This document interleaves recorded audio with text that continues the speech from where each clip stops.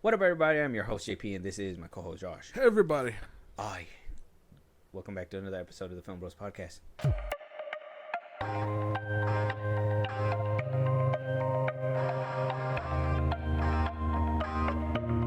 Josh. Yeah. July is off to a rough start. Oh, is it now? Yeah. We're going to be giving our review out for, Jurassic World Rebirth.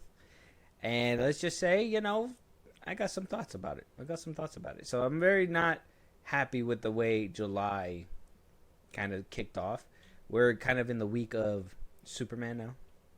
At the time of recording, we're in the week of Superman. Everybody's going to be giving out their review embargoes pretty soon. Yeah. We're getting to that point. We have a couple things to touch on that while the movie's still hot. But, I mean, today's the day. It's do or die time. Premiere day. Superman's coming out to the world. Spoilers are going to flood the streets. You got to be careful. Yeah. Might be up a little Rick bit. and Morty episode came today. I saw that. We're trying to bring together the two fandoms, whatever. I saw that. But, James Gunn winds up saying Zack Snyder was right and dies. That was funny. Don't know if that's subtle foreshadowing, but we'll find out on the next episode of Dragon Ball Z. Rick and Morty, actually, but yeah. Actually, Rick and Morty. So some interesting stuff is happening right now, and it's gonna be fun to cover when everything breaks down this week. At least for what we have right now, we got a few things to touch on. Yeah. Pixar's going down the drain. Oh my God. Right. Vin Diesel's not putting down the tacos and Coronas.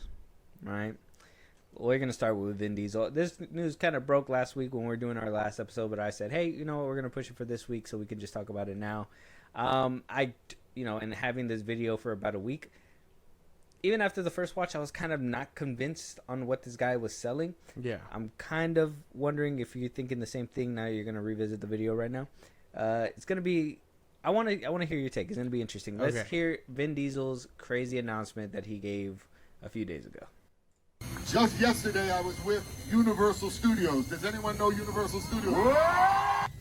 The studio said to me, Vin, can we please have the finale of Fast and Furious April 2027? I said under 3 conditions.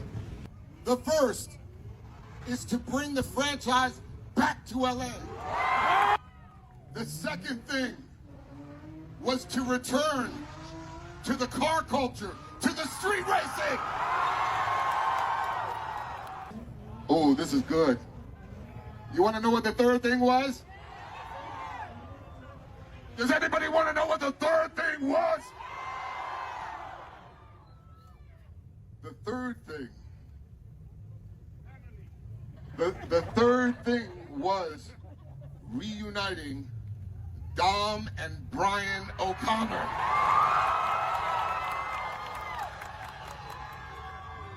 That is what you're going to get in the finale. Love you. Yo! The guy again. Yo! I think he took his Corona. Yeah. Not in Riddick shape, unfortunately. I don't know if that film ever went into production and filmed or whatever. Unfortunate if Haven't it heard hasn't. anything. Yeah. Very unfortunate. A big fans of the Riddick franchise. When I first seen this clip, I thought the third thing was like, are you gonna CGI my gut out of there? Like, do I got to put the tacos and Coronas down? I don't want to put it down for family. How is he gonna fit into that white shirt? The wife beater. How's he gonna fit in that fucking whatever muscle car he's always driving and shit? Yeah. How is he gonna do any of that? I see Tyrese Gibson. He's right here in the cut. He needs work. Tyree Paying for child support and whatnot. Wow. So the thing I'm not convinced about was that last thing, and I was in my head when he announced Brian O'Connor back and everything. First of all, I was like, I don't know how big of a position you are to demand things from Universal because your last movie didn't do too well. They kind of heavily invested on a 2-parter that was supposed to release back to back, and the first one did bump kiss because nobody, everybody saw spoiler. Everybody saw John Cena die and was like, "This is bullshit." Like nobody cares. Nobody cared about this. And then we leave with a massive hit cliffhanger of like a waterfall coming. Like I can just think about it in the pitch room when I was like watching it, and I was like, they were probably like, and Vin Diesel was like this. He was like, and by the end of it, me and my son are watching the water come at us, and then cut to black, and it's like, who's gonna save you, Vin? Yeah. Family. That's not an answer, man. That's not an answer, man. He's like, we'll find out in part 2. Yeah. I haven't written that for you. So, like, you're telling me after that happens in the last movie, we're just gonna 1 year later back in Los Angeles. Like, whoa, man, crazy. We got out of that. We're back to the street culture. It's just like, just fast cuts to them. Like, that was crazy, wasn't it? Yeah, we made it out. We made it out. Have you seen John Cena shows up? Me too. I was gonna say, did you see have you seen the new Heads of State movie? No. Okay. Well, there's this one scene. It's supposed to be like a gag. Sorry, it's a spoiler or whatever. Okay. But like, they kind of show how they get to somewhere, and it's just like it's Wes Anderson inspired. I really like this part where it's like they're driving or whatever, and just the background is just like flipping through different things of like how they're getting there or whatever. Okay. I think it was in Bullet Train the way that happened too. Yeah. They kind of do that, and I was like, okay, they could probably do that for Fast and the Furious. Okay. Maybe Fast X Part 2. It's just like they just see the water coming and it's just them driving and there's just different stuff and boom, boom, boom, and they made it to the end. Family made it through. Yeah. John sipping Coronas at the table. Again. John Cena shows up. He's like, I'm alive. Paul Walker somehow makes an appearance. He's alive. The Rock shows up saying something about some baby oil again. Yeah. It's good old stuff. Yeah. He's like, my solo adventure went great too, Dom. Thanks. You know, and then Happy Ever After spinoffs. It's like, yeah, my solo adventure. We'll see if anybody wants to see it. Looks at camera. Yeah. Pans to camera. those things aren't like far-fetched. I mean, okay, one of them is definitely far-fetched, but are we talking about the same one, the Brian one? Yeah, the Brian one. That's the one that I wasn't too convinced about. I wasn't so certain. That's why that one seems the most far-fetched one, unless it means like Dom's dying and we see like a vision of him and Paul Walker together. And they could use that to pull on the heartstrings. I know that would get me for sure. Yeah, it worked in 7. It kind of worked in 8. But not if Skyline. But not if it's a fat Vin Diesel going to heaven. It'd be weird, right? Yeah, like you're fat, you're too fat. How'd you even fly up there? Exactly, you're too fat with the wings, man. Just as implausible as random stray bullet to O'Shea Jackson Jr. in Den of Thieves 2. Yeah. Like bro. I'm sorry. You're not getting your big ass up that wall. Yeah. It's not happening. No, it's false. You expect me to leave? The real world says no. I can suspend my disbelief so much that why it won't suspend you at all. Yeah, no. No. But I mean, the other two reinforced wires for that one. The other two, I could see that happening. I can't.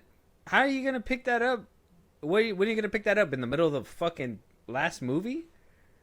Like, if you're going to do something like that, you should have made those stakes in Fast X Part 2.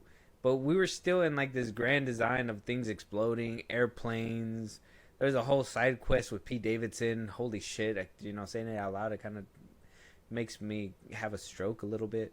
There was just so much happening. Like, how are you going to go from that back to just... We're racing cars. You gotta get it back to basics, man. I think that movie's gonna end up being a fever dream. He's gonna wake up in a cold sweat and be like, "How's my son?" Letty's alive. The whole gang's alive. Everybody's back where they were.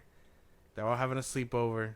That's how they reunite Paul and him. He just wakes up in a cold sweat, calls him real quick. "How, Dom? It's okay. You're just you're tripping." It's all the PTSD from what we did in 7 weeks. Because my thing is that, like, if Brian comes back, like, is he gonna have a big role where, like, we're gonna, like, his brother's gonna have to step in for, like, a huge amount of those scenes? I mean, we have the technology to perfect that stuff. We could, but why would we dig up a grave to do something like that? It would be kind of crazy. It would be different, like how you said, if it was like him going to heaven, fat Vin Diesel goes to heaven or whatever. But, like, if it's just him and them interacting and acting like nothing ever happened, is like, where were you for the other 2 movies, man? Yeah, Uncle Cena died. I don't even know who that is. Like, wait, Dom, you had a brother? What the fuck? I missed 2 movies. Like, I mean, that's the thing. because it can work. I think that emotional stuff will get people in the seats. I think that's something that I mean think that why I think that's why Furious 7 is like the most exactly made money.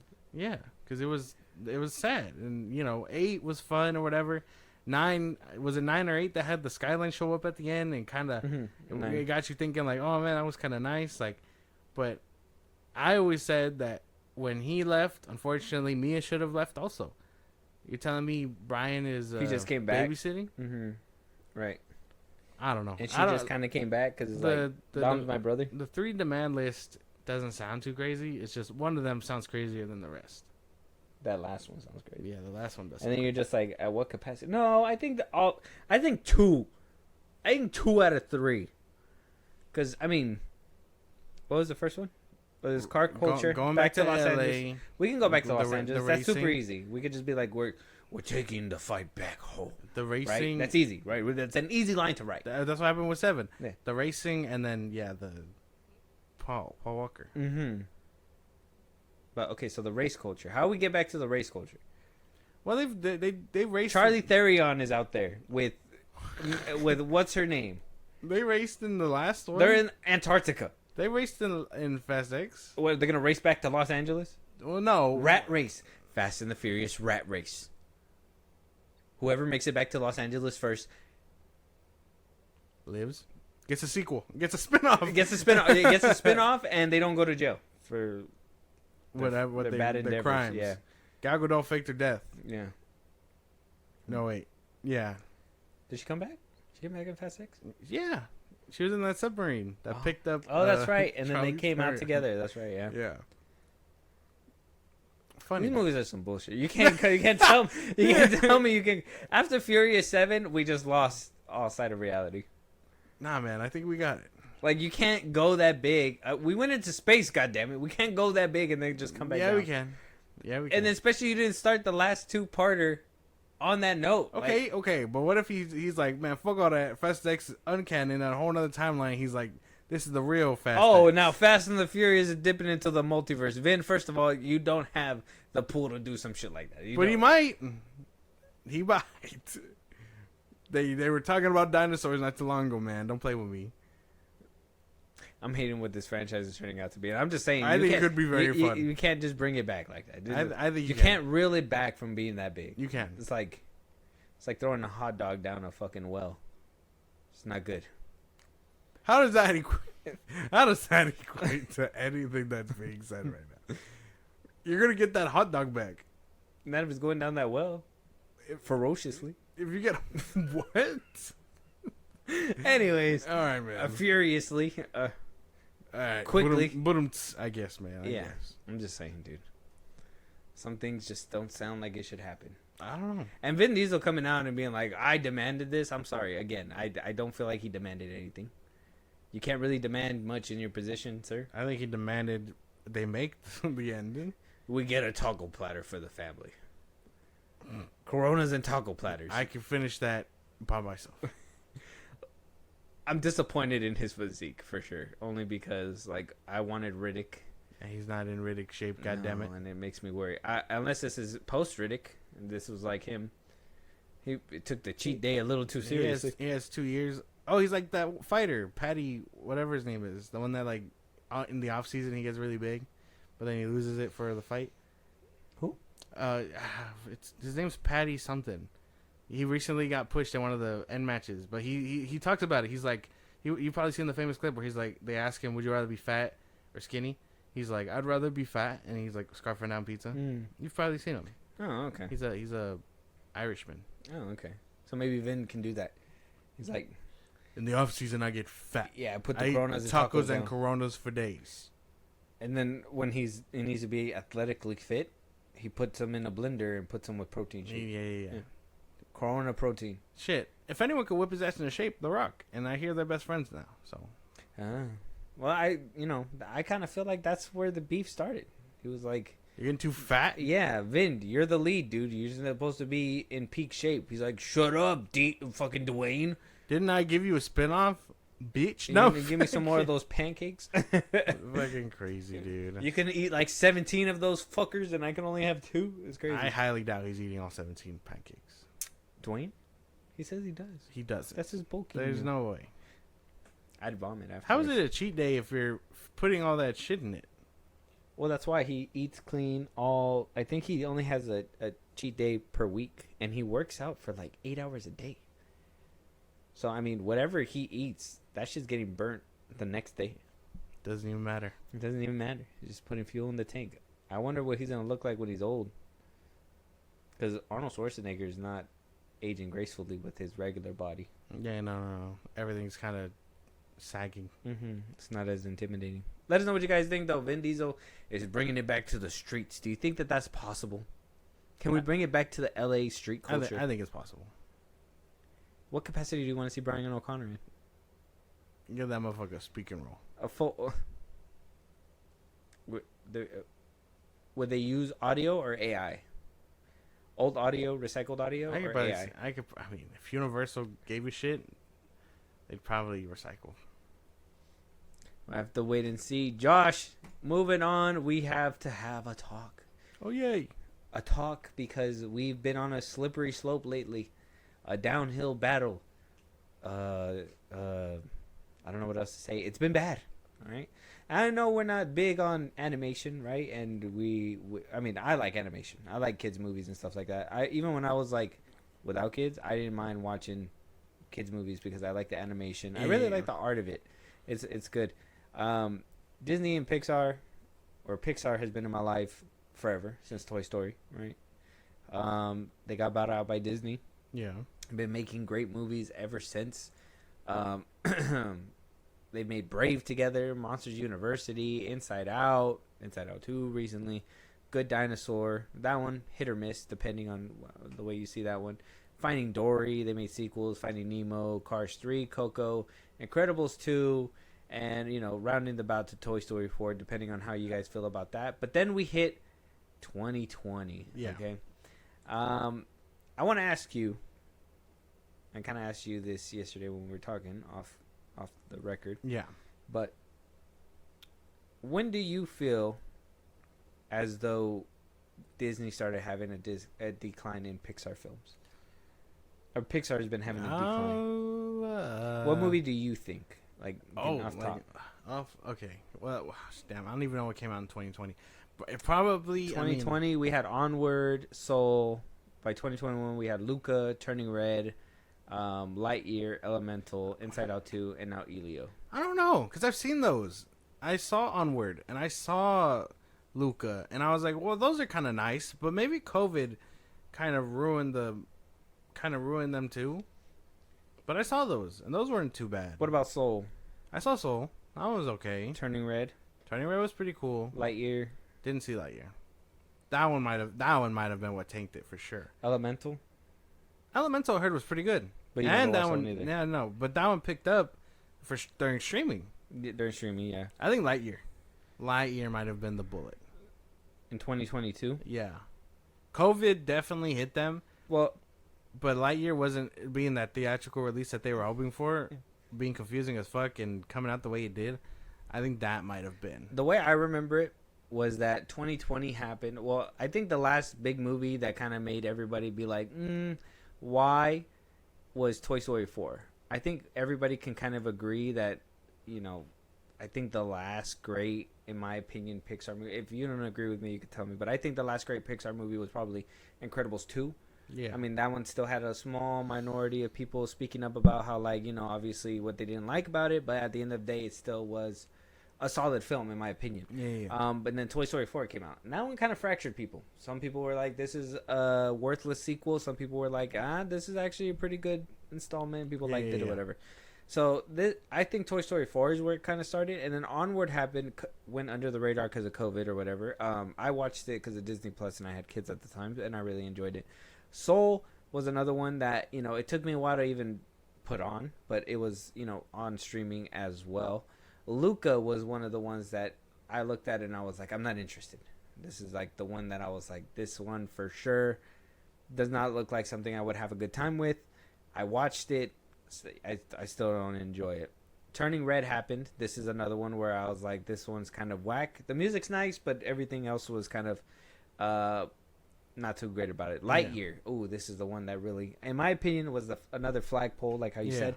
This one was the one that was supposed to bring Disney and Pixar back into the theater and bring it back with a roaring applause and say, hey, we're back. But it seemed like Disney on all fronts was missing that mark from Marvel to Disney Pixar. Yeah. And, you know, that's how we turned out with Lightyear. Elemental struggled. They wound up making it back on streaming. Inside Out 2 actually did really well, but that was a sequel IP, so I don't know, depending on what we do or think about that. And then Elio, which is another original. So if we really want to think about the last original, it was Elemental, and that one was like not that great. Lightyear, I would also consider to be an original as well that did not so good. Know, Turning Red is also another original that did not so well. Luca, as well. Soul, Onward, like no other movie besides, I would say, like sequels are doing well over there. Inside Out 2 definitely was like something else. Yeah, and the last episode we talked about it too, because of how bad Elio was doing, and especially at the box office right now. At the time of recording, it's only made worldwide $96 million on a $180 million budget. So not so pretty right now. Some people are citing the bean mouth epidemic. Maybe the animation style. The animation style. I don't know if you. Yeah. I don't know if you know what I mean by like bean mouth, but like if you can tell, they're all the same like style. Yeah. Luca has it that way too. In my opinion, the ones that are like the worst for me are kind of like the ones with those bean mouths that some people are saying. I think even Soul has regular mouths, so it's good. Elemental. I don't know. It seems like a lot of people are going, well, it's a far cry from where we came from, right? From 2018 from Incredibles 2. Yeah. And before, like I said, Brave, The Incredibles, Toy Story 2, WALL-E, Ratatouille, Up. Everybody loved those movies. Brave, Monsters University. Yeah. All those movies. Now we're over here at Elio and nobody's buying tickets. Well, we've been struggling to sell tickets for Pixar for the past few installments. Elio bombing, and now people speaking out that the cut that people are watching are completely different, saying that Elio, that the Elio that was showed to fans versus the one that made it to the movie theater are two different things. And this quote coming from an audience member that they say hit hard because they saw the original version and saw the one that wound up being put out in theaters. Yeah. And it was like, what is this? That's missing, blah, blah, blah. So it says, knowing that Elio was going to have to decide where he wanted to be, it felt like a relationship with the mother and son was a bit too much. Maybe they have an argument and then they storm off at the end of the day. So, hold on. Just the wrong one. Give me a second.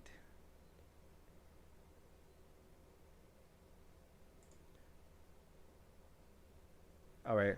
It says here, one of the insiders said, I was deeply saddened and aggrieved by the changes that were made. The exodus of talent that was cut was really indicative of how unhappy a lot of people were that they changed and destroyed this beautiful work.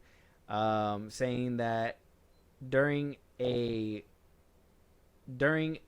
fan screening, when they first viewed the trailer, that they asked who would sit there and pay for this movie, and nobody raised their hands by the end of it.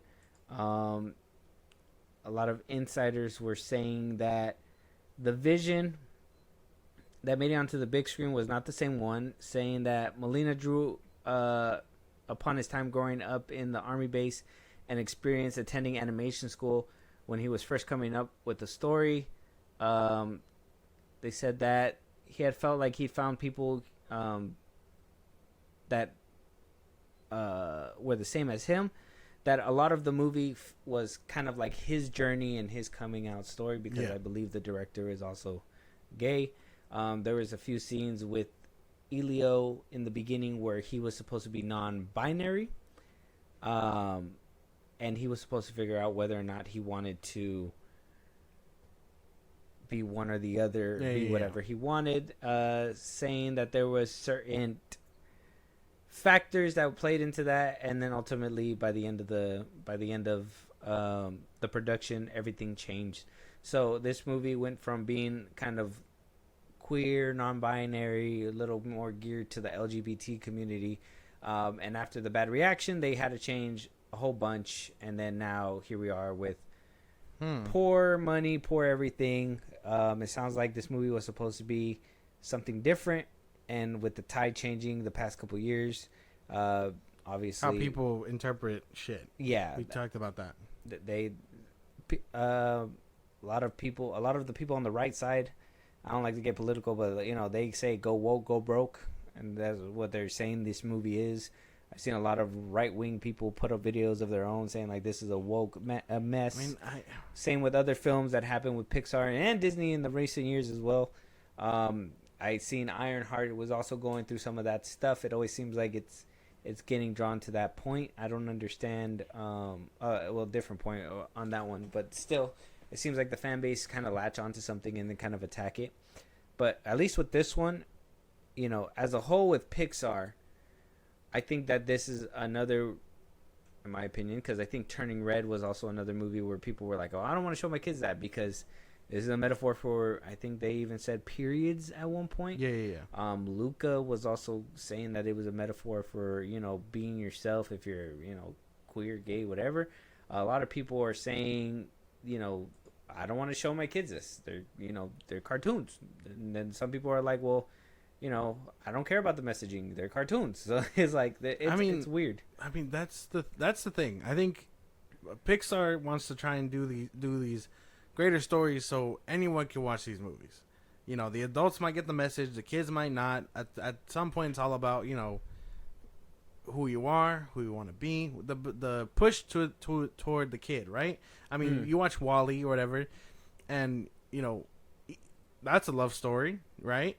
And you know, they make some adult jokes, you know, that you see. I mean, when the girl tells the guy, "Oh, prepare to have a bunch of kids," and you know, they catch the babies, like yeah, you know, haha, like it's supposed to be a joke that they're getting back to old times, but also yeah, little babies are coming at them. You know what I mean? Maybe it's just Pixar doing things too on the nose, or maybe it's the climate of which things are, and audiences are painting things onto these movies that, you know, might not be there.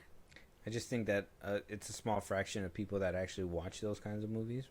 Like I said, when you go take your kids to a child movie, who's going with them? Mommy or daddy? Who has children?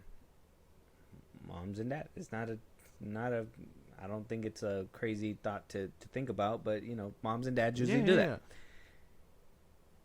When you sit down in a theater, a lot of moms and dads are going to get jokes that they go through on a day-to-day basis. Yeah.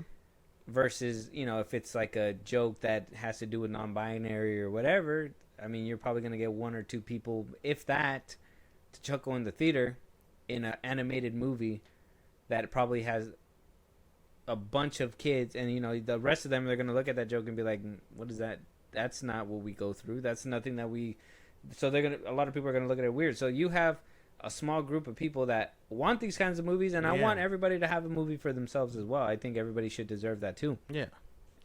But I don't think Disney should be backing up that whole train, knowing that, you know, if, like I said, if we're going animation movies, how often are you going to see like a grown trans person, or you know, whatever? Like, how often are we going to see these kinds of things versus, you know, families bringing their kids to go watch said animated kid movie?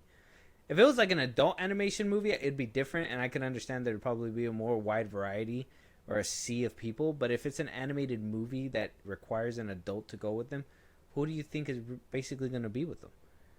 Mommy and daddy? I mean, assuming the parents. Yeah. I mean, like, but that's what I'm saying. I can't draw my head around it. Percentage-wise, there's more. Like, if you're an adult and you're going into a kid's movie with no kid, red flag. But like, if you're going in there with the intention of being like, this is woke garbage, it's not for you, bro. Well, that's the thing. I like a lot of the people that I see watching these movies is usually the parents that have kids that take their kids to them. Yeah, but like, I mean, but that's why. Are they painting that onto the film, or is the film giving that to you and being like, okay, are they pushing the message of, hey, just be yourself? Yeah. Is the message like your kid can be whatever he wants to be? So are we agreeing that the message is what's kind of causing Pixar to kind of drop I mean, here? I would say it's a bit of both, dude. It has to be something because they're only. I would also say the animation. I would say like this animation It's style not that creative. Elio The animation adopted. is definitely not creative. I don't look at the new stuff and think like, that's kind of whack. I thought Elemental was creative. I thought the fire, the It's also water, a love and story. everything. Same thing with Zootopia. I thought that was kind of creative. That one's a love story about different cultures coming together and like what can happen when two people that are maybe complete opposites come together. Like that's another beautiful love story. But you're telling me that if it was a metaphor for something else, you wouldn't fuck with that? Like, am I making sense? Well, yeah, because I mean, you could, like I said, art is subjective. You can take all kinds of different things. That's out of right. it. So like, if I'm taking it like that, and that's I mean, at its core, that's what it is. Everybody that's a different element is a different culture. Whatever. Water don't mix with fire. But the whole time they're trying to like. The way that I could put it is that is like how blatant it is to somebody. So like when the Barbie movie was coming out, it was universally loved. The only people that didn't like it was the right wing people that were like, this is pushing feminism onto people. And so to me, that was a smaller minority than the people that actually liked the Barbie movie. Yeah. So to me, people that are looking for that are gonna, or people that go to a movie and are there to be entertained, but also know that they're not gonna be, how do you say, like, easily moved. They look for little things to pick at, and a lot of the times too, especially parents nowadays, especially the people that are watching the news or whatever, that's what they latch onto, and they say like, I think right now Superman's going through the whole immigrant thing where people are like super woke and whatever. Like it just gets to that point, and then parents see it and they're like, well, I don't want to take my kids to watch this one. And then if like I said, parents have that, and maybe you'll get this when you're a parent. That's why I'm saying like the Barbie movie is kind of like the closest example I could say. Okay. Because if you didn't have an issue with it, you probably weren't looking for feminism and all that stuff. You're just like, this is a movie. Yeah, you like Ken, you like Barbie or whatever, and blah blah blah, and then you move on. This one, if you're a parent, a kids movie. If you're a parent, like there's a lot of movies that I watch with my kids, and then I'm like, that's an adult joke, that's an adult joke, but the kids don't understand it or whatever. Yeah. The kids don't understand it, but they just laugh because it's funny. I think one thing that I noticed that I don't really like a lot, that is in a lot of kids movies, a lot of butt jokes, a lot of things. I understand it's funny to kids, but I think the Minions showing their full bare ass is like a problem for me. Yeah. And they do that in a lot of kids movies where they show full bare ass. They just think it's it's funny, fart joke, whatever. Yeah, farty joke, whatever. That's something to me is a problem. But statistically speaking, that's what's going to put kids in seats and keep them watching over and over again and make them laugh or whatever. So, like, as a parent, those are little things that I pick up on. Like, the rest of the movie's fine, but I really don't like that this butt scene is always in so then movies. You saw it Turning Red. I saw the period thing, like, fast. Like clear as day. Clear as day. But I mean, does that stop you from showing your children? Kind of, because it's, like, if I can pick it up, it's like, can my kids pick it up? Yeah, but if they don't know, that's the thing. They don't know right now. But then have you ever went back to a movie and you were like, I didn't notice that before? Well, yeah, I mean, yeah, but they're gonna pick it up when they're older. Yeah, but that's what I'm saying. So like the little things that you pick up as a kid is what you kind of implement. Like if you see it on TV, you're gonna be like, that's okay. So if they see it on TV and they're like, that's okay, and it's something that as an adult I know that that's not okay for them. Maybe for somebody like if Turning Red was. Like if I had a daughter and she liked Turning Red, I'd put that on for her all the time. Mm-hmm. That it wouldn't be a problem because it's going to prepare her for that time in her life, which is great. That's not a universal movie though. So I can't take my boys to watch it because then I see that and I'm like, well, they don't need to learn that. That's not for them. That's for girls. I mean, I know it depends on the people and how you interpret it. Messaging is one of them. Definitely and animation I would also style. think animation style and writing as well because I mean, yeah, we've already gotten a lot of love movies, and I think that maybe that's where it's going stale, and they're trying to go to different things where they're trying to be more relatable. Like Onward, really love that movie because that's like a father-son relationship. That one's different. That's tear me up, man. Yeah, I know. That one's not more of a... Soul was really hard-hitting. That one was more of a... That's an adult one for sure. That one's like, what happens if you were to, go or whatever, which is crazy. I mean, I don't think that's far fetched for a kid because everybody goes through that. That's something that all kids are gonna go through. They're gonna fall in love with like the like what's her name, that angel thing. Who her The essentially cat, herself is like a kid. You know what I mean? They don't really know what they want to do. They're just gonna have fun, whatever. And then, well, she gets put into the dude's body and understands what his purpose was. It helps her grow. So, and kids are gonna latch onto that and be like, well, what do I want to do? Do I want to do this? Do I want to be? Yeah. I mean, granted, they're not shopping around for college brochures, but that gives them the cognitive thinking, like what I want to do with my life. Exactly. Yeah, I want to make it meaningful. And whatever. Exactly. So different. So I mean, Luca was one of those nice. that was kind of That one was kind of like I don't know. I like Luca. I can't remember that one 100% and the messaging it was trying to give, but that one felt to me like more like coming out the closet type thing. I wasn't really like. I mean, I don't think that one's a bad one for kids because I think you should accept everybody. You know what I mean? Like, even if if somebody's struggling to come out, I think you should accept them and help them out or whatever. Like, that's okay. But like I said, I don't remember that one 100%, so I don't want to speak 100 to that one. Lightyear, that one was a swing and a miss for sure. That's the one where I was like, okay. I could have seen Lightyear painting the way for that kind of film. Maybe we get a Jesse or another Woody or whatever. But like, you'd have to start getting very creative about how you want to go about that, because if the adventures that the toys are having are way better than the film being depicted, you've already lost. Yeah. Like, why do I want to watch the actual Lightyear when the Toy Buzz is, doing all this cool shit that we've already seen him do? Like, that two different things are gonna. You painted the image already, and you're trying to copy it. It's not working out. Like I said, to be fair, Lightyear got kind of hindered with a 3-second kiss. But that's another thing, because it's like the audience members are gonna look at that and be like, "Well, that's weird," or "I don't want to show my kid that," or whatever. And it's like, it's 3 seconds, bro. It ain't gonna kill you or your kid. Like, they have to know that not saying like show it to them and be like, "This is gonna be your life," whatever. No, but like, they have to know they exist. I don't think that's something that kids will notice until like they're older, for sure. Especially if it's like up in the corner of the screen. Yeah, and that's where it was. It was in the background in the corner. Like, and that's the thing. Some people take that. That's and where I was like, it passed. That's where it passed for me. I was like, it's in the corner. It's not in the forefront. Like, I don't have a problem with it. But like, even then, because if your kid noticed it and it was like, well, they were kissing another girl, you have to be like, well, those people exist. It's not crazy to be like, don't look at that. You know what I mean? Because you got to acknowledge that they exist. They might see that, walking the streets, and like, as crazy as it is, I'm not saying that they're gonna see full on like sex in front of them, but like, that's a problem. But like, I think people come across that stuff and blow it up. I don't know. That's something for. I think that's a different conversation for like parenthood and stuff like that. That maybe me and you can have on a different side. I mean, but I do think I'm not. Yeah, I'm just trying to that's get. What I'm saying. Perspective. That's something that you got to kind of grasp when you get to that point. That's why I was kind of like, when I told you yesterday off the mic and stuff, I was like, you kind of look at it like, because Pixar is like a different thing where it's like not just for adults. And you know, if it's going downhill, there got to be a reason. The messaging has to like relate. You have to find a way to relate to everybody. Coco, like everybody, and it's not like superhero films where it's like teenage demographic or adult demographic. Who's going to watch these cartoon movies?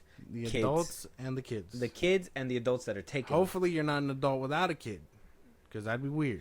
Yeah, I mean, I understand some Disney adults when Incredibles 2 came out. Those are remember weird. Those memes where it was like, if your kid cries during this movie, I'm here for me, not for them. Yeah. Oh my god, it was crazy. But I do think Pixar is kind of like in a weird spot. Elio tanking, Elemental having some issues. I mean, Inside Out 2, I can really equate that to the first one just being phenomenal and a lot of people loving it. So the second one was bound to do great as long as they didn't fumble the bag. The animation has to change, I do think, because like I said, you look at Ratatouille. I thought Lightyear's animation was really good. Yeah, but they put effort into that one, and that one just like I said, that one's hit and they missed. They got to get rid of this bean mouth epidemic thing. I believe that, because again, you look at all the old ones and you're just like, damn, that looks phenomenal. I mean, you watch Ratatouille and you see Paris and you're like, they cannot replicate that shit nowadays. They just they don't try enough. Yeah, now like back then, every single world felt unique to its own IP. You know what I'm saying? Like Incredibles felt like it was in its own place. Cars felt like it was his own place. Yeah. Like there was blimps that had eyes and all that stuff. So like it always felt great that way. Same thing with Up. It always just felt like they were in their own world. And then we get down here, and then we get to like I said, Luca and Turning Red. There's no personality. They look the same. I think they're trying to be inclusive, but they're also like trying too hard to be inclusive. They're like, hey, you know, we want to be woke enough for everybody, but know that the people that you're mainly selling to aren't that woke. You know what I mean? When I use woke, like the Republican uses woke, when my definition of woke is completely different. You know what I mean? But that's what they should be thinking of when they see that. You know what I mean? Like, hey, I got this movie where the messaging is like love everybody. You know what I mean? But not like a gay fetish thing type of way. You know what I mean? Like it's like you should be caring and know that these different types of people of walks of life are you're gonna run into, and it's not that they're weird because of this. You should love them for being human and being just like you. Like those kind of messagings are gonna help families fill the seats a lot better. When you try and seclude it and do things for a specific audience, yeah, you're gonna get that 1%er in there, but you're alienating 99% of your people. That's the problem. That's what I'm saying. Like, if you get Pixar and you got these movies that are like are supposed to be inclusive to all these people, and like I said, who's taking their kids? Adults, parents, adopted parents, whoever. Like, it doesn't matter. Like, yeah, there's probably a little bit more leniency for like the other kids that are taught this stuff as young kids and all that stuff.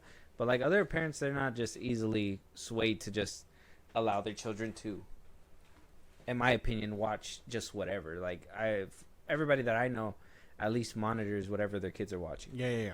So I mean, there's something that something got to give with Pixar, something got to give with Marvel in general. Like I said, I think Marvel, Disney, period, has been struggling because they try to do this thing where it's like trying to cater to these people in the, I don't want to say in the corner, but they're not as big as like everybody else that are like a part of the animation and all that stuff. Yeah. Like I said, we got to be honest. Mommy, daddy, my kid. They're the ones who are taking their kids to all these things. You could say, yeah, we're going to run into these people and all that stuff, like different walks of life. We are, but prominently when you're walking down the street, who do you see?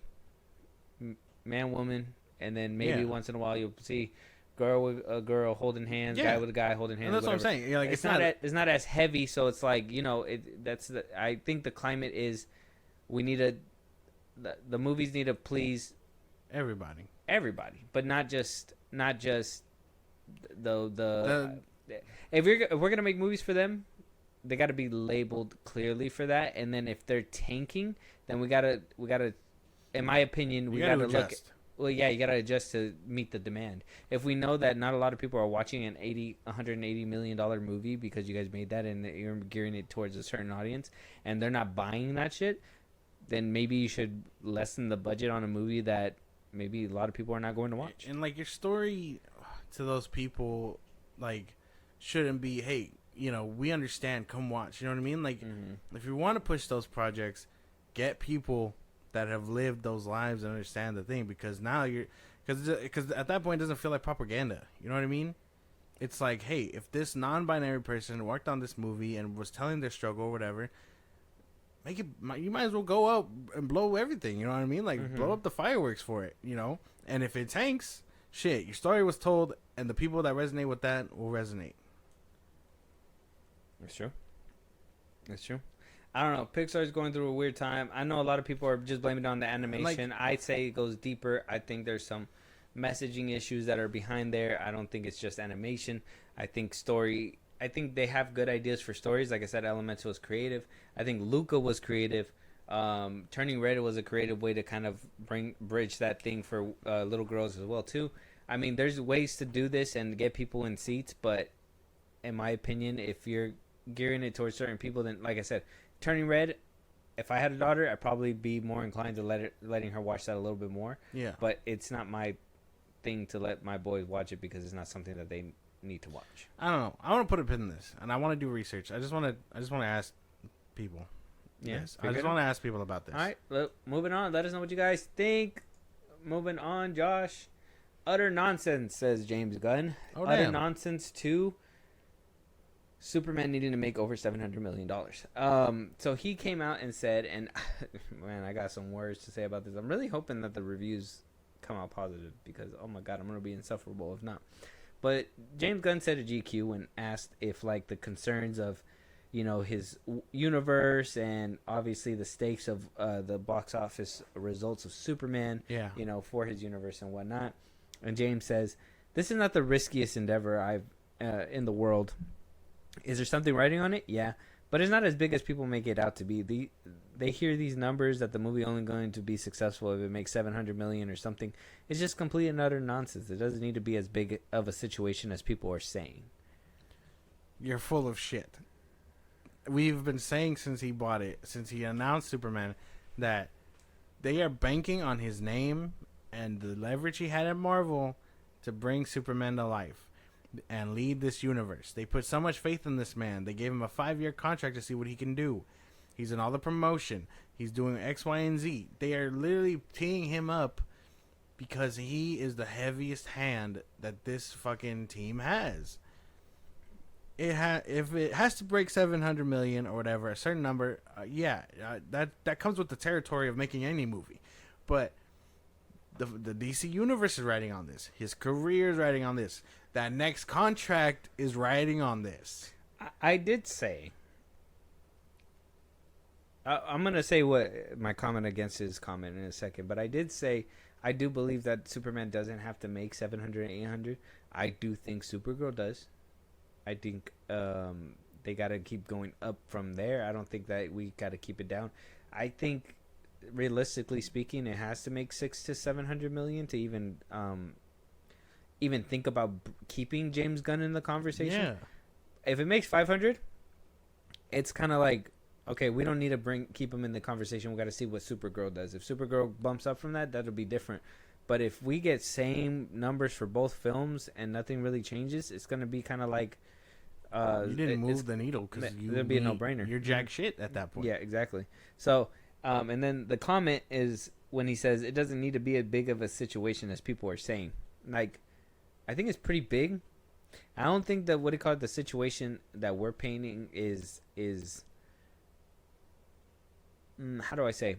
We're not painting a picture as if like your whole career is gonna be down the shitter. I mean, let's just look at Taika Waititi and like a few other directors that made some shit movies. He's not. Some people are over here like Zack Snyder hasn't had a movie in theaters in a decade or whatever, and I'm well, I mean that's fine. I understand that too. Some people take hiatuses from the box office, but he's been doing streaming movies or whatever, and I mean the UFC movies are gonna be coming out or whatever. But James Gunn himself took on this endeavor and said that he was gonna make this DC universe. He's been out here, you know, doing, like you said, his press tours and all that stuff. It needs to make a good amount of money. You can't just tell me that it doesn't need to make, like, if it makes 500 million, like, it's a big deal. That's a big deal. That means not a lot of people want to go watch it. If it makes 300 million, that is a mega big deal. You should be worried. I think if it makes like 300 to 400 million, I think at that point he should be shitting bricks. If it makes 500 and above, I think he's like, ooh, that was a close one type shit. Mm-hmm. That was like, oh my god, I almost lost my job immediately kind of thing. But like, if he makes at least 500 million or more, I think he'll coast. It'll coast, yeah. And then Supergirl will kind of be the definitive thing. Yeah. But I mean, it's either he's lying to us or he hasn't grasped the situation of what the fuck this means. He's cushioning the blow. And I don't like that. Because doesn't scream confidence. A lot of this stuff that he's been doing hasn't screamed confidence in this movie. Oh, like for you to be like, that's fear. I mean, what did Rachel Brosnahan said? Like, if you make a shit movie, stand next to it. Yeah. Is he standing next to it? Are we standing? I mean, he's standing next to it. He said he doesn't care. So it's like, I mean, I understand. It's just more of a, like I said, it is premiere week. And we're going to talk about all kinds of things. But, like, you know, him even coming out saying that the DCU will explore, you know, a number of metahumans on Earth and the government's response to them. However, it won't be the central theme, which will be disclosed later alongside primary antagonists. So, you know, he's cushioning the blow while also teasing the future to make sure that people come and watch. Like I said, this is all ploys for Warner Brothers. I'm not mad at this stuff. This is obviously a way to get people's butts in seats. Yeah. But I just don't like the standing on. Like we talked about this in the beginning. when he first took the job, and Yeah. we said, hey, he does have to make it. I think some people on the John Campea side were even coming out and saying it doesn't need to make that much money, whatever, blah blah blah. I think everybody knows it does. I think if you think it doesn't, you kind of don't have faith, right? You're like, oh, my movie would be fine if it makes X amount. Like, we haven't seen complete franchises like fall and timber from having one bad like box office run. You know what I mean? No one even remembers the MonsterVerse. Like, you know, like, you get what I'm saying? Like, they don't. People aren't grasping it, or they are shitting bricks up until now. I don't know. I think people are putting a lot of faith in this man, and James Gunn himself is starting to see that maybe he's not the guy to do it. You think he's doubting himself right now? Maybe. You think he's out here doubting himself at the cusp of his movie releasing? I mean, I would imagine if you were in his position, and you know, talking the shit you were talking, walking the way you were walking, knowing that this movie's coming out and people, the embargo's about to lift, and all types of reviews are going to be said. They're going to call your movie shit. They're going to call your movie great. They're going to call it garbage. They're going to call it not better than Man of Steel. Not the best thing. And he can't even handle the criticism that's on Twitter.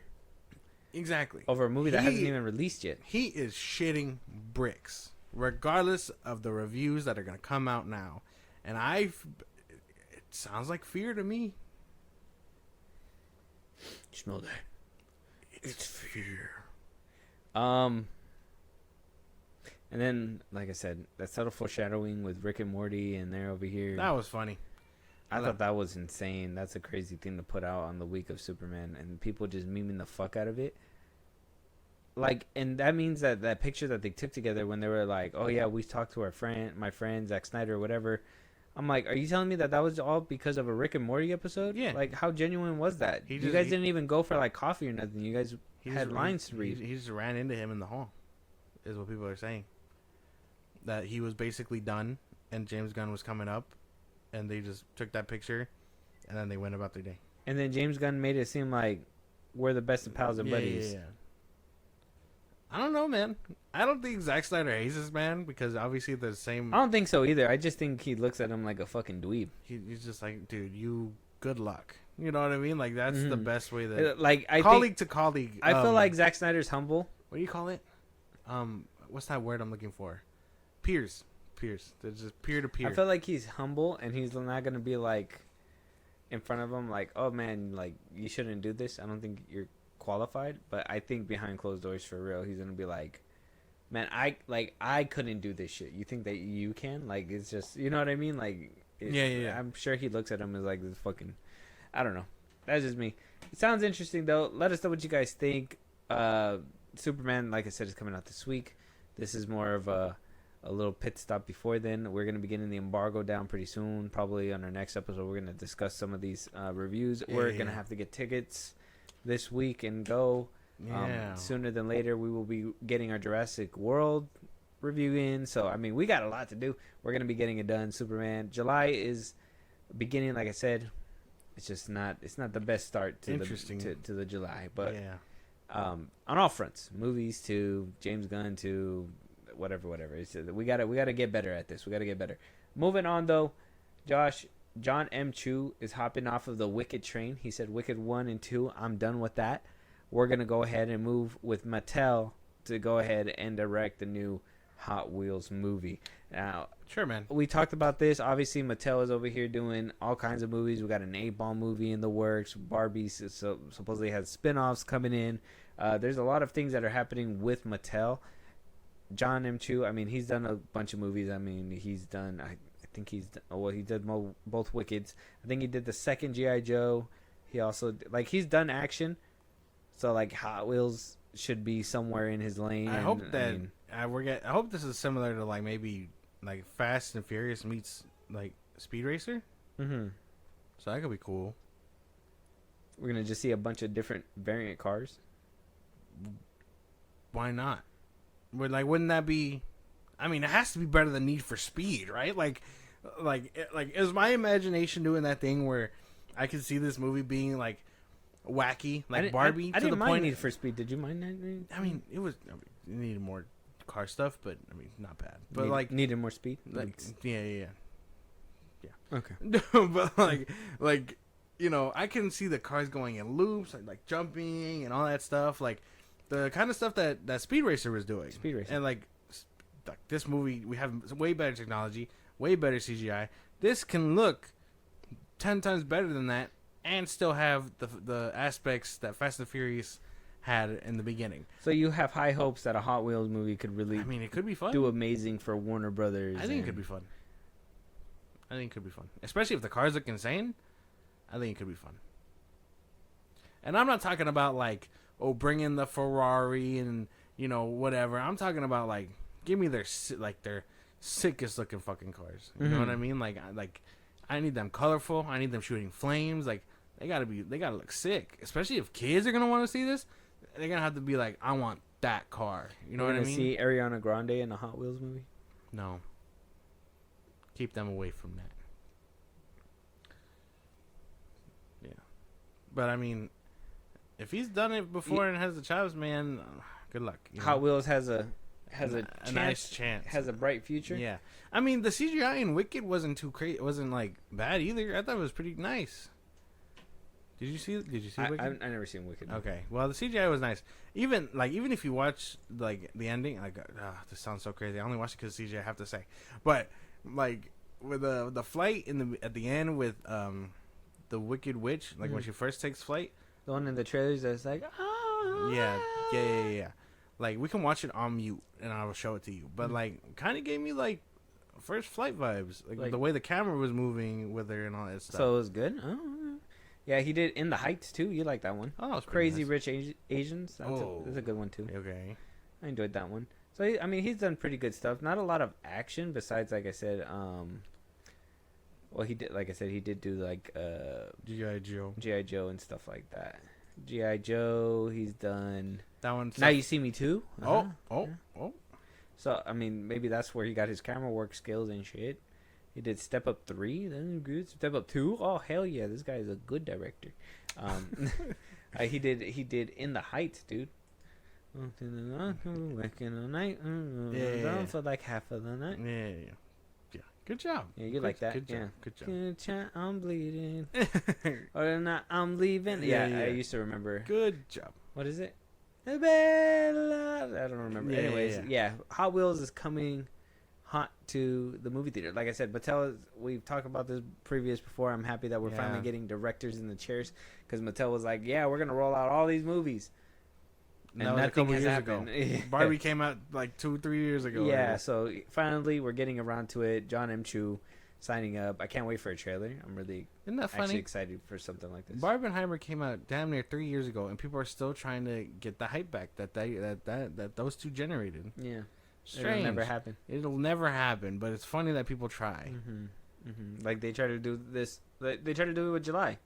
What is it? The Fantastic or whatever? Jurassic Fantastic. Super ass-tastic. No, I've seen it, and then next year, July, same thing. People were like Spider-Man Odyssey. Like, you're not gonna get the same hype. No. That was a once in a lifetime thing. A Tom Holland double feature would be crazy though. Speaking of that, we did see the trailer in theaters. It wasn't really too much. It was just more like a brand new day trailer, to be honest. Just Tom Holland and John Bernthal. Yeah, basically. I don't know, man. That was he's playing his son, Telemachus. Yeah. Telekinesis. I don't know who John Bernthal's playing. Yeah, we'll figure it out. He's bald though. When we get an official trailer, we'll go ahead and we'll react to that one. Moving on, we do got trailers to react to. First things first, we saw this one in theaters too, but we got to react to it on the mic. Project Hail Mary. Like I said, we did watch Jurassic Park. It had a couple exclusive trailers on there, and this one was one of them, so we were able to watch it. But I kind of want to watch it again. All right. Kind of gave me chills at the theater though. It was interesting, but let's watch it and then break it down why it was interesting. Okay.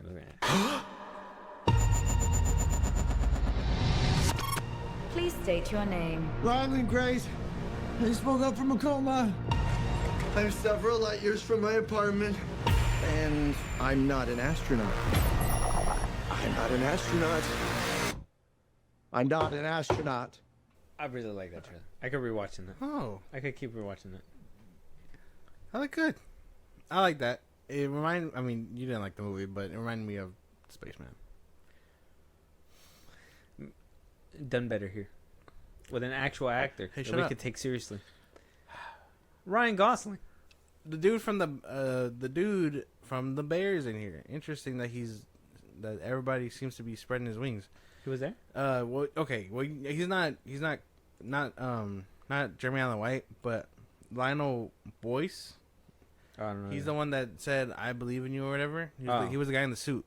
Got you. So it seems like they're all kind of branching out now. Yeah. I mean, if Jeremy Allen White can do it, and Ayo DeBerry can do it, everyone else is gonna start doing it. You know what I mean? So we're probably gonna start seeing them a lot more. What's the name? The dude in Fantastic Four. Him too. Yeah. Eben Mox. Yeah, Back right. Even Moss back right. Yeah.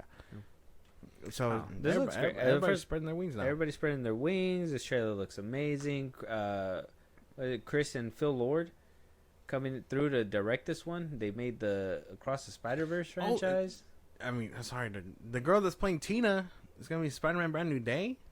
Oh yeah, that's right. Yep. Everybody is just A lot of people are speculating that's going to be Miles Morales'. maybe. She's probably gonna end up being just another professor, but yeah. But this trailer did look good. Sorry, I got sidetracked. After reshoots. Everywhere I go, I see their faces, so Yeah. it's like, you know. But this looks good. I'm excited for this. I'm down for it. It looks like it has a lot of heart. It looks interesting. I'm down. Can't wait. I mean, this is one that it really is a few words. I say go watch the trailer. Go watch the trailer. Project Hail Mary is on YouTube right now. It's beautiful. I can rewatch it over and over. And the song that they picked, Chef Kiss. Chef Kiss. Moving on, we got The Running Man, and Glenn Powell is aggressively shaking the camera as we stand here. This is a remake. Him and I believe it's Stalinsky who's making this one. Who's directing it? That's gonna be good action. Yeah, I want to be correct though. Let me see. Let me just double check. Oh, if it's not, it's gonna be boo boo action, is what I'm hearing. It's gonna be a significantly lower action for sure. For sure. Oh, Edgar Wright is actually directing. Never this mind. one, I think we're in good hands. Yeah, it's still great action because he wound up doing Baby Driver, and Yeah. he was the blueprint for Ant-Man until he left, and they stole it. Stole his ideas. They just couldn't recapture the magic. It's gonna be great. Can't wait for Glenn Powell to really knock Yeah. this out the park. He's really, I like, as an actor, I feel like he could be the next Tom Cruise. If they treat him well. Yeah, and if he doesn't, go through like Ezra Miller stuff or anything. Why would you? Don't bring it Hey, up. all right, let's get Let's into go. the trailer. Ben Richards, 35, married, one child, in medical crisis. We need money for a doctor now. Ben, watch yourself. Employment status, blacklisted. But there's still a way out for you.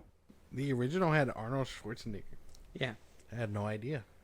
I'm gonna have to watch. you gotta watch a movie. So this one looks good, and it has Michael Cera. Interesting that he's coming back to acting. I wonder what happened. Yeah, Edgar Wright. Apparently, he was like, "Hey, you want to do this thing?" He's like, He's "Sure." like, man, I haven't seen you since Scott Pilgrim versus the World, my man. Exactly. Maybe while they were doing the anime, he was like, "Hey, I got something coming." Interesting. I'm down. This looks fun.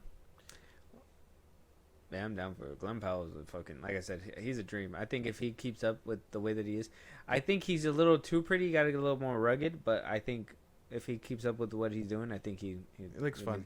I think that's the problem with him and Ryan Gosling, because I think they both have the great acting chops, and I think they can really deliver performances. It just looked too good. They just look too good, yeah, and it's like that's where like it becomes unbelievable with some things, because like Brad Pitt, he had that good rugged look. Yeah. So I felt like Tom Cruise had that good rugged look. Plus he was short, so he was like relatable, whatever. Oh but my like, but now he's If he could do it. yeah.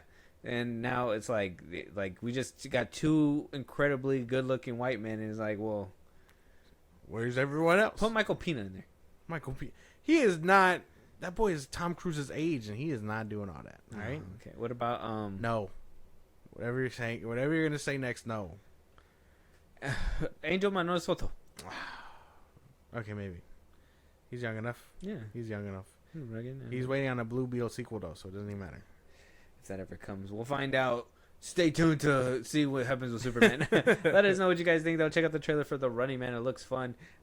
Very much interested. Last but not least, we're on our last trailer, Josh, and this one is going to be probably my favorite.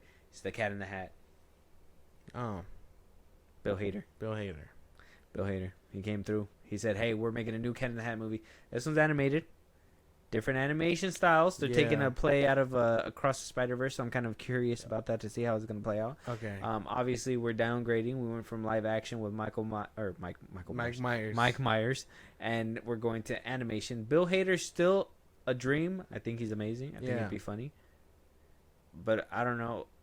Will it be as fun? Like, because of animation, yeah. This is the first trailer, so I guess this will give us a good indication. But I don't know what. Do you have high hopes? It's Bill Hader. Bill Hader can be funny, right? So I mean, I'm down. I'm down to for the ride. Does it worry you that it's animated? Mm-hmm. Yeah, because I don't know. Something about seeing him in a catsuit and doing the shenanigans that they did with Mike Myers would probably be 10 times funnier. I mean, I don't watch that movie religiously, but when I stumble upon it, I'm like, I gotta watch it for the one time because it always makes me laugh. Yeah, Dirty Ho is always a funny. It's always the funniest one. All right, let's get into this one. See if it lives up. Getting the vibe that you probably shouldn't be opening this. What makes you say that? That. Do not open. Come on, that's just a suggestion. Stop. Stop it. No. Don't. Oh, that looks fun. I can't be mad. It seemed like that they're using that portal thing to maybe set up how they go through the animations and stuff. I mean that, but different universes. Yeah, but more like Dr. Seuss related stories. If this one does pretty well, that's what my first thought was. I was like, they're trying to franchise. So I mean, this looks fun. We'll get a Green Eggs and Ham movie. Green Eggs and Ham. Sam I Am won't be eating this shit. No. And then we get like a cameo at the end with the Cat in the Hat. I'm building a team. Yeah, it's just all Dr. Seuss characters. Minor racism along the way. Dr. Seuss is not affiliated with that. But this looks nice. I mean, I don't have complaints. It looks fun. I wish the trailer was a little funnier. I don't feel like I chuckled as much. They're probably saving all the jokes for the movie. Probably, but then that it kind of leads me to believe like when we get a trailer, it's not that funny. Yeah, like if we get a trailer 2, they're gonna use all the jokes then. Maybe because like right. I was hoping for a little bit more here and there, like a little bit more nonstop laughter, especially because I mean out of all like only 2 made me chuckle. It was the hand thing where he went down and his hand stayed the same, whatever, and then too far. Yeah. Too far. The Larry joke was kind of funny. Oh, yeah. It's like Ron. Ron, and like the mustache goes up to his eyebrows. Yeah, looked funny. And the different things. That one looks. Now it's new. Like the universe expanding part of it looks fun. It's just more like it doesn't look like it's as entertaining as I was kind of hoping it to be. I thought Bill Hader was gonna have more jokes. Maybe. I thought his voice was gonna be more distinct, but it just kind of. It's just Bill Hader. Yeah, it felt like it was like Bill Hader, just raspy. Yeah. I don't know. It could be fun. Maybe I need another trailer. We'll have to wait and see. I don't know. That's one. I need 2 trailers. This is the first movie I feel like I need 2 trailers. Not a one and done. I need another one. You too? Do you agree? Yes. Yeah. I'm there with you. Check out the trailer though. The Cat in the Hat on YouTube right now. Let us know what you guys think. With that being said though, any topics that we should be talking about, any movies you want us to review, TV shows. Josh, let them know where they can hit us up, talk to us, blah, blah, blah, all that. Twitter, TikTok, Instagram at FilmBros Podcast. Post the episodes are up. You can hit us up there for any news and movies you want us to cover. Buzzsprout link is the source that just gave you. It's like a Patreon. Subscribe, help the show grow. Really appreciate it. It's still any rich podcast at FilmBros Podcast, Spotify, YouTube Music, Apple Podcasts. Again, wherever you get your podcasts. Be part of the conversation. Twitch at FilmBros Podcast. And it's all said and done. Subscribe to our YouTube at FilmBros Podcast. And with that being said, we'll talk to you guys on the next one. Talk to you guys later.